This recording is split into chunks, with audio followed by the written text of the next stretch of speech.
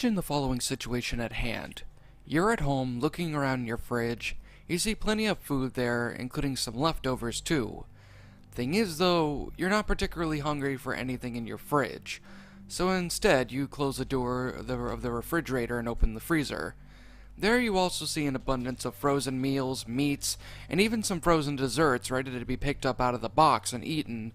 Despite the abundance of food in your own freezer, you're still not in the mood for anything. So what do? Oftentimes, you'll probably decide to drive over to your favorite fast food joint or pick up the phone and order takeout.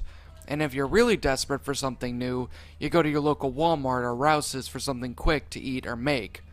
Oftentimes, these are the decisions of millions of Americans all across the country by a multitude of people, single, married, dating, etc.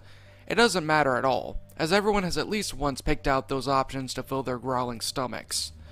Now that I've gotten your attention, I want you to think about the same situation but with a few different circumstances. For one, you're completely out of food, and you're hungry as hell. 2, you're craving anything to eat at this point, and 3, there's no takeout places, no fast food joints for miles on end, and there are only a few local stores in your area. No Walmart, no Rouse's, no nothing. You'd most likely go crazy, wouldn't you? Well, my friend, this was the exact same situation that I was in about 3 years back. I wouldn't exactly say that I've made too many bad decisions in my life for everything to go downhill so fast for me, but then again, maybe I probably fucked up enough times in my life for someone up there to get really pissed off at me and punish me for it. This was some time back. I was 25 at the time, and I lived in an extremely low-populated area, somewhere located in the middle of Mississippi. I can't exactly remember the town itself, but one thing that I do remember about the town was that it had a very strict ruling about how life was supposed to function. Basically, I lived in a small town that was about as Bible Belt as it could be. In fact, you could even call it a strict theocracy as well, seeing as how it was a small town that nobody really visited. They could get away with a lot of things that would otherwise be illegal in most other places. Some of these things include the following. For one, there was a mandatory Sabbath law enacted in the place that made every single business or store, public or private, close their doors on Sunday. It didn't matter if it was a restaurant or whatever. The doors had to be closed down. This, of course, was a huge problem for me personally, mostly because of the fact that Sundays are the only day that I managed to get off from work. Now you might be asking yourself this question. Why not buy food during the week so that you could have enough to keep you alive? I would do that, but I work at a factory about 15 miles away from my house, and the town itself, and the times that I get off are often at around 11 or 12 at night, so almost every store would be closed for the night. The only actual place I would be able to go, not like I had much of a choice, was a small convenience store at the edge of town, but even there I was extremely limited on the food I could eat there. I can't tell you how many nights I've had to eat dry cereal for dinner, or worse, a cheap cup of mac and cheese with a can of beans. Not very appetizing, is it? To be honest with you all, the only real meal I was able to get during my week was on Sundays after church. And no, I'm not particularly a Christian. In fact, I'm a lot more agnostic than anything. However, you see, the local church of the town would host a small banquet each week as a way to, quote-unquote, keep the Sabbath holy and do no work kind of deal. Not exactly sure how in the world that kind of works out. Basically, it was a gathering of everyone to have some fun and eat a ton of food. Yes, I did go there, and yes, the food was amazing. However, this often didn't last long, so I had to be extremely quick in order to get the food I needed to fill my stomach for the day. Now, on rare occasions, I was able to take home some leftovers from some of the housewives I'd made, but more often than not, the food would have already been devoured up at the end of the banquet. This was pretty much my routine for many months, until I wound up getting extremely sick of everything and going to the mayor of the town and complaining. As you would have expected, this didn't go out well. In fact, he even had the audacity to say that I was some kind of spiritual snake that wanted to pervert the minds of the younger children to have them break God's law and go into other vile sins or some other stupid shit like that. All because I wanted to get some food into my system on the only day that I could get off from work. I could have easily retorted back and thought that his laws were absolute bullshit and that his god is a masochist, but for the sake of manners and my own head, I just nodded and went my way home. For another few months, I thought I would ultimately kill over at any point in time due to the lack of nutrition that I was receiving throughout the week. Combine that with the amount of work that I had to do, it was absolutely miserable for me. I would have quit my job to move, but I was kind of stuck there due to some kind of 5-year contract that I had to sign in order to even get my job in the first place. Thankfully, though, that all changed in the fall of 2017, when a new store opened up in town right across the street from where the mayor's office was at.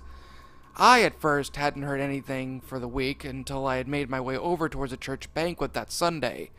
The place was absolutely huge and rather modern looking as well. The building itself was a solid green and blue striped colored building with a large sign above it, above the mechanical doors reading, "Dollar or Bust."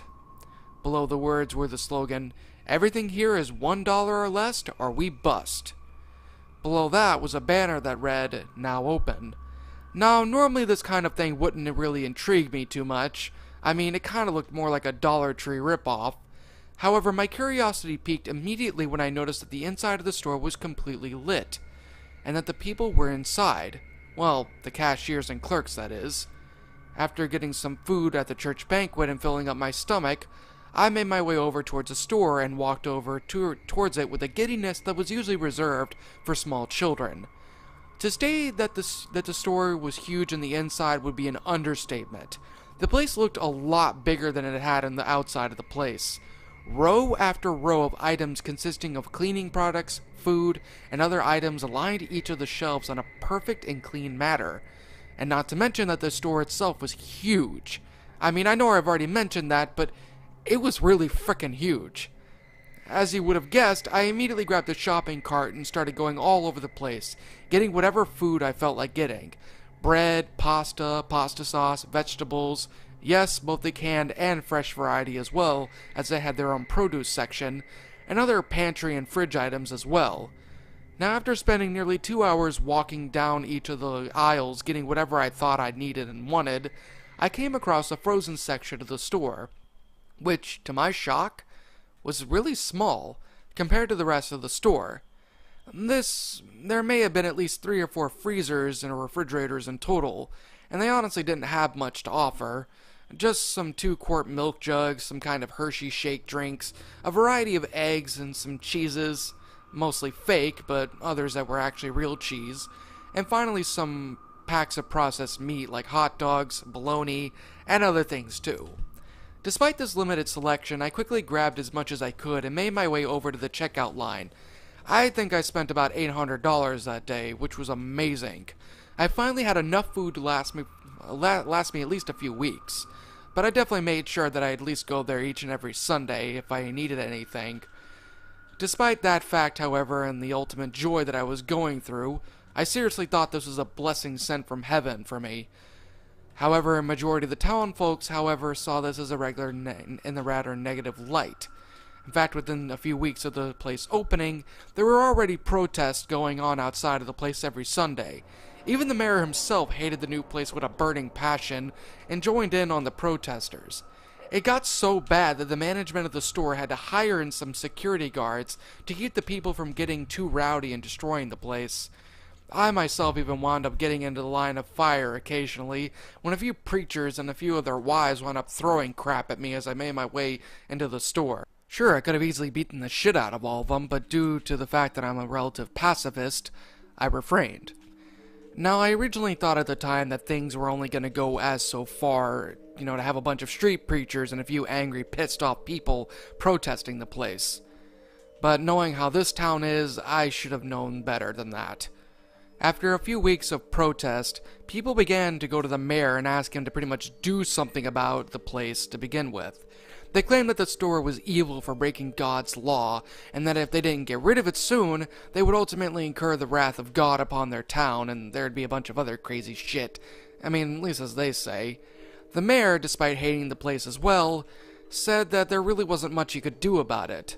They were ultimately legally there, and they'd followed every guideline and such, and thus He couldn't do much to stop them, even with his amount of crazy power.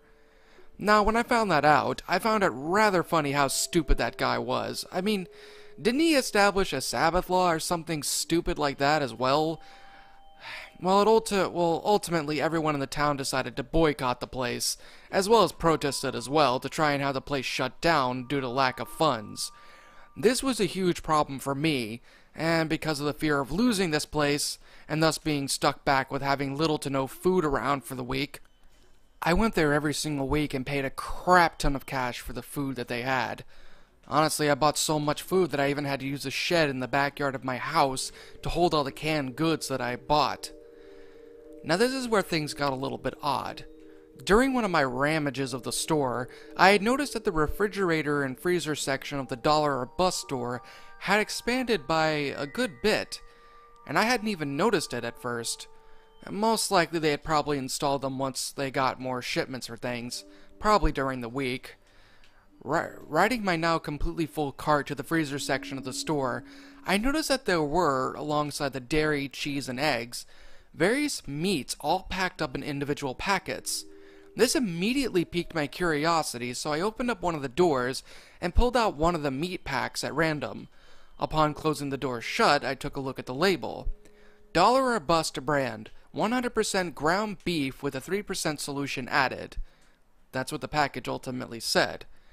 I was a bit confused, but at the same time completely shocked. I mean, a pound of ground meat just for $1? And I made sure to check too, and no, there wasn't any kind of ground up beef patty or anything remotely garbage like that. It was pure meat. Despite my excitement, I was still a bit hesitant to, buy meat from a dollar store, so just to be safe, I grabbed a few packs of their ground beef and made my final purchases.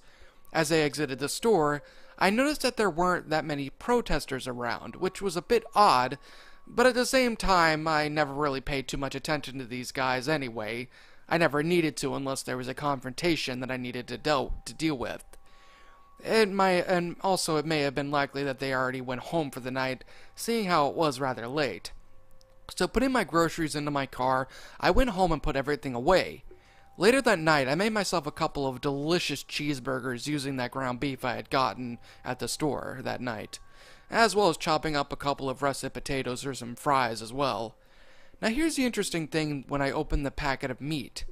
It smelled really sweet, almost like candy, which I will admit was actually kind of disgusting. I mean, I checked the package to see if it had expired or anything, but this meat wasn't supposed to go bad for at least a couple of weeks at the most. I rinsed the solution off of the meat as best as I could using my strainer to see if that was what was causing the odd sugary smell, but when I went to take a little whiff of the meat, it still had that candy sweet smell to it, no matter how many times I washed it off. Well, seeing as how I'd already taken it out of the package, I quickly got to work cooking the hamburgers and frying up the fries for my rather late dinner of the night. Now while at first the sweet smell was a bit overbearing, the smell soon faded away, but with a slight scent that was actually rather pleasant. When I actually got around to eating the burger, I will admit, the meat itself was a mixture of dry and moist. The taste of the meat was actually very, very delicious. In fact, it was actually quite sweet. It had a taste of pork with a hint of a cherry glaze to it. I don't really know why, but it was amazing. Needless to say, it was a very good burger, and the sweetness in the meat actually helped make it better. I mean, for $1, that ground beef was definitely worth it, and I made sure of it to enjoy every single little bite of it. Now, while my taste buds certainly had been satisfied that night, my stomach, on the other hand, was certainly not agreeing with the food that I had eaten. In fact, I was going through a really painful stomach ache that lasted for almost the whole night. To add a little bit more insult to injury, I even wound up shitting my pants by accident, thus ruining not only my clothes, but also requiring me to immediately go to grab my sheets and the mattress cover and put them in the washing machine to clean them.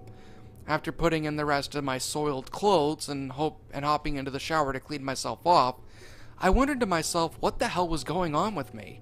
What had caused me to not only get sick, but crap my pants as well. After thinking about it a bit, after my stomach had finally calmed down enough, I thought about the dinner that I'd eaten that night. I knew for a fact that this had nothing to do with anything remotely greasy. I mean, I'd eaten tons of greasy food in the past, and I could handle it well. But then I thought about the ground meat that I had eaten.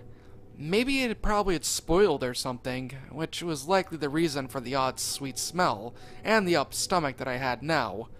After giving it some more thought, I ultimately decided that I wouldn't buy the meat anymore from the dollar store again, and just stick with the local butcher shop if I ever had time, which most likely was going to be never, given the circumstance that I was in. So until then, I'd have to get my protein from beans and other things as well. And to be honest, it kinda sucked. The meat was really damn good, and to sit there and not be able to eat it anymore, just, well, like I said, it sucked. Thankfully, though, I didn't have to really worry too much about it, because, as I've said, I have a ton of more food, so I didn't really need to worry too much about it. The next Sunday that had passed by was honestly something that kind of disturbed me a little bit. The protesters that had originally stood out in front of the store were now reduced to at least a few dozen or so people now, which may or may not have seemed too, well, shocking or anything, but, I mean, normally this kind of thing wouldn't really bother me too much. Perhaps they had probably realized that what they were doing was absolutely ridiculous and just left the people be. However, when I noticed that the people at the banquet, including a few pastors, had gone missing, I was disturbed. I even asked a few people around, and they said that they hadn't seen them for quite some time now. And every time I went into the store, I noticed that there would be more and more meat packaged inside of the fridge. I knew that something was up, and I wanted to know what was going on. So I pretty much hid myself in the bathroom overnight. Which I know ultimately was probably extremely stupid of me to do because, I mean, the security guards or whoever could have easily found me, but thankfully nobody went into the restrooms, so I was pretty much safe for the time being. Once I was assured that the entire place was clear, I quickly made my way out of the bathrooms and into the main area. Well, the shopping area specifically. Shockingly enough, a few of the lights were still on, although not all of them were. There were just a couple of lights that were lit up, which were enough to help me find my way towards the employee-only storage area. Slipping into the room as quietly as I could, I made my way, trying to navigate as best as I could through the dark room, towards a large metal door with a small hatch, and a small frosted window above it. I carefully grabbed at the hatch and pulled. It opened up without much effort. Slowly but surely, I made my way into the icy room, shivering as I made my way deeper into it. There, after adjusting myself to the blue light in the room, I saw it. Or rather, them. Bodies.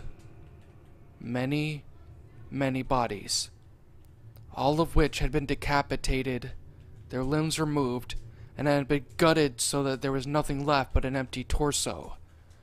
Turning around and nearly vomiting at the sight, I turned towards the door and noticed that on the right side of the door that I had entered into, there was a large metal box filled to the brim with human innards and other discarded body parts, and even a couple of heads that rested on the top, that stared at me with their glossy vision. Not wanting to just stand there and see any more of this disgusting shit, I quickly bolted out of the freezer door and back out into the main shopping area. However, before I could even make my way towards them, a hand grasped my arm, stopping me mid-flight. "Sir, I need you to come with me, please," a stern voice said as it began to drag me towards a door near the main entrance. I looked up at him and saw that he was one of the security guards. I knew that I was likely in deep shit for staying after hours, but at the same time, I wanted nothing more than to expose to him what I had just seen. After opening the door that the guard had taken me to, I was pushed into the room where I was met by another guard and a man who I assumed to be the manager sitting down at his desk with a monitor resting atop his desk area turned on. "Please, take a seat," the manager said as he pointed towards a seat. I reluctantly did as I was told. I would have bolted right then and there, but I was still in shock after what I had just seen. "You seem kind of tense. I think you might need this." "I guess I've got a lot of explaining to do, don't I?" the manager said as he pulled out a bottle of water from a small mini fridge and handed it to me. "What? What the fuck is going on here? I snapped as I took a small swig of the water that I'd been given. What does it look like? You saw what you saw, didn't you? We have everything on recording, the manager said rather rudely. What kind of fucked up people are you? Who the hell are you? Who the hell were those people? I snapped once again. Before explaining, I'm gonna ask you to please remain calm, Mr. What's your name? Fuck you, I spat. I highly doubt that that's actually your real name, sir, but if you don't want to say anything, that's fine. We're not here to interrogate you, the manager said calmly. I didn't say much of anything at that point, I just let it all happen. I suppose you're wondering what the heck all of that was in the freezer. And yes, you are correct. Those are most certainly bodies, the manager said. What the fuck? I said. I get that a lot, the manager began. But I want to say this right now. If you think that we're planning on killing you, stalking you, or anything else like such, rest assured that we aren't going to do anything of the sort. In fact, once our little talk is done, you'll be free to leave if you wish, the manager said. That caught me off guard. I just found out that they were using human meat for their food, and they have no plans to kill me off despite the fact that I know. I mean, what kind of place was this? I mean, sure, I'm grateful that I wasn't going to die, but still though. I'm quite sure you're ready for that explanation now, the manager said. This store, as you see here today, is simply a front, to be honest with you. We're not a chain of stores, nor are we an independent store either. What we are, though, is an organization that helps get rid of, well, undesirables, if you want to call them that. Now, to answer the question that you might have for us, no, we don't go around killing innocent people, children, or hell, even animals, for that matter. Unless it's that cow meat that we mix in with the human meat and put in for our ground beef, we only target those who are really evil people of this world. Corrupt politicians, pedophiles, child rapists and murderers, various violent gangs, serial rapists, and anything else that's drastically disgusting and evil, we take care of. And this place is what we do. And this place that we were at right now, this little town here is full of them. But what about the pastors, the women, the protesters, I said. Not who you think they are, sir. In fact, here, take a look for yourself. I have a couple of people here that you might know a little bit, the manager said as he proceeded to hand me a few manila envelopes which I opened up. The first picture I saw was a local pastor who held the local banquets each and every Sunday. Reverend Miller Watts, the manager began, serial pedophile to the fullest degree. He holds those banquets each week so that the parents who are busy eating and such, and of course he gets that opportunity and lures the kids into the main sanctuary and, well, does horrible things to those children. He gets away with it due to the fact that he's respected in this fucking town. And those poor kids go unbelieved and even thrown out of their own homes because their parents either think that they're gay or they're liars. The manager then pointed to another folder, to which I opened up. Like the first picture, this one surprised me.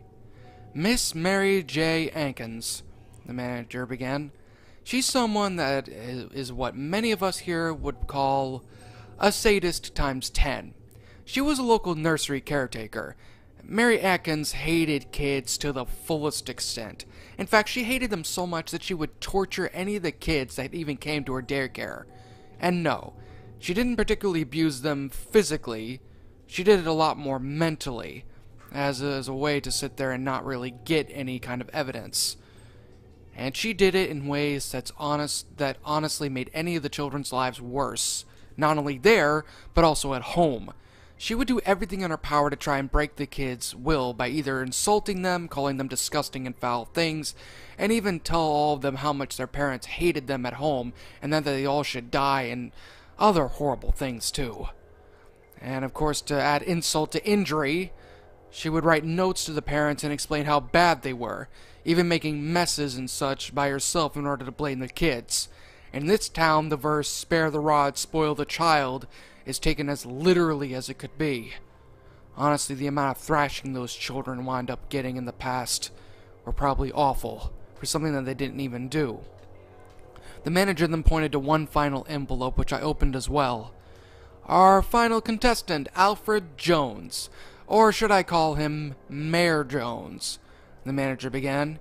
He is one of the most corrupted political individuals that you have ever met, as I'm sure you've seen. I nodded and the manager continued. He's the reason why the town is the way that it is. And not just because because of his crazy fundamentalist shit that he spouts out over every election season to get votes. I mean, he's done more than that. He's accepted bribes from preachers, he's a filthy little whore as well, and the worst part about him is that he's actually had people executed for the most innocent things out there that this world knows, because he thinks of them as being disgusting sins that need to be terminated in the eyes of God, or something like that. He's about as bad as the preacher is, to be honest with you. Now, he's done some other stuff that I'd rather not go into too much detail, but I think you get the gist of everything, the manager said. I sat there in complete shock. I mean, these people, what they did was disgusting and wrong, yet at the same time, they did deserve to die, but the way that they were killed, I mean, I was really torn on the matter. The manager patted me on the back and then said a few things. I get it. This has taken some time for you to process, but the evidence is right there in front of you. I know for a fact that you'll understand soon enough why we do these things. Whether or not you consider them wrong or not is really your own thoughts. But what matters right now is that we do what we need to do. And it's not just here. It's other places as well that we're needed. We just continue on forward with whatever needs to be done. But what if I expose you all? What if I call the police and tell them everything that they've done? I said. Go right on ahead. It doesn't bother any of us in the slightest. In fact, you're absolutely welcome to do so if you want. But I'm sure that not many people will honestly believe you. I mean, hasn't someone like this told something like this in every horror story out there? You'd just be saying the same thing that many people have been writing about for years. And honestly, who will believe that? Now, you're free to leave if you wish, sir, and do please come back anytime you wish, the manager said as one of his guards pulled me out of his office and back outside into the cool, crisp night air. I didn't say anything when I was pushed out there. Nor did I really do much of anything except drive home and pack everything up into whatever boxes I could get my hands on. I didn't care if I lost my job. At this point, I just wanted to get the fuck out of Dodge and go somewhere else that I could get away from all this craziness. I left as soon as I had the last box packed up in my car. I still think about it to this very day. Everything that had been told to me and everything that had been done. Perhaps maybe I should have called the police, but then again though, it's not like these people were really killing anybody that was innocent. These people were horrible people that deserved every ounce of pain that they deserved. But at the same time though, shouldn't this be something that should be left over to the police and the other authorities? Or are they as corrupted as well? I don't know. But another thing that gets to me is why in the world are they selling their meat? I mean, if anything, if it was up to me, I would have already gotten rid of their bodies or something, not use them for food. Maybe there was something symbolic behind it, I don't really know. I still think of these things every now and then. And here I am, sitting on my computer typing away at this, telling you all my experience. I haven't felt threatened in any way, and nor has anybody tried to kill me yet, which is good. It just means that they've honestly kept up with their side. I don't know really what else to even say at this point. The only thing now I have to do is just tell my story and wait. Just wait for whatever has to be said. And honestly, what I'd like to hear from you guys, because honestly, I just don't know anymore.